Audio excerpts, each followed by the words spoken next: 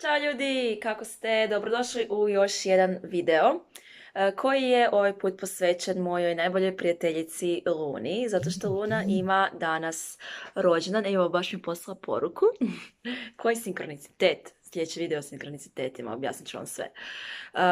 Uglavnom, ona mi je otkrila ovu najjaču onak valjda mantru na svijetu, što je nema ti to veze, maco. Znači, priča je ovakva.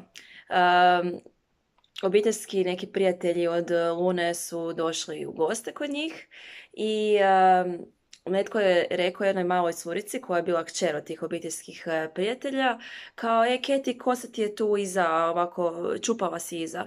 I došla je Keti, to je mislim baki u nekome koja je to rekla, i rekla joj, nema ti to veze, maco.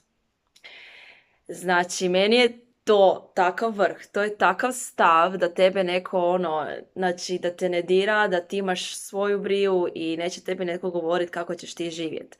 Isto je bila situacija sad tu u kampu s djecom. Jedna mala je obukla krivo majicu, naopačke je obukla i svi su govorili kao, krivo ti je majica, krivo ti je majica, okrenuti ti majica, okrenuti ti majica. A njih sam pogledala i rekao kao, znam. Znači, totalno onaj stav, nema ti to veze, maco. I sad, kako to primijeniti na sebe i zašto je to meni mantra? Vidjela sam na netu, na Instagramu neki dan brutalni quote koji kaže Fire your inner critic and hire a coach. Ili ti u prijevodu, daj otkaz svojem unutarnjem kritičaru i zaposli trenera, ili bi u prijevodu to bio kao life coach, ajmo reći motivatora. Znači, daj otkaz unutarnjem kritičaru i zaposli unutarnjeg motivatora. Mi imamo ponekad toliko misli koje su ograničavajuće, koje su negativne, koje nas sputavaju da budemo ono što želimo biti, koje što zbog straha, što zbog najviše zapravo od toga što će drugi misliti. I svaki put kad želite nešto napraviti i počnete razmišljati, joj, kao šta će drugi reći, pa joj ne mogu, samo si recite, sami sebi recite, nema ti to veze, maco. Ako, na primjer, želite ići pjevat negdje, ne znam, sad bubam u karaoke i mislite, joj, šta ako loše otpjevam i šta će ako se ljudi drugi će se smijat. Recite si, nema ti to veze, maco. Kao prvo, neće se niko smijat.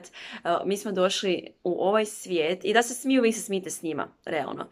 Došli smo na ovaj svijet da bi iskusili sve emocije, da bi dobili veliki spektar životnih iskustava.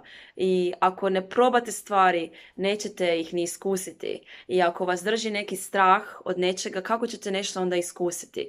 Tako da što god želite napraviti u životu, samo nešto vas u glavi sputava, imate taj neki glas koji vas kritizira i govori vam još što ako ovo, što ako ono, samo si recite, nema ti to veze, maco.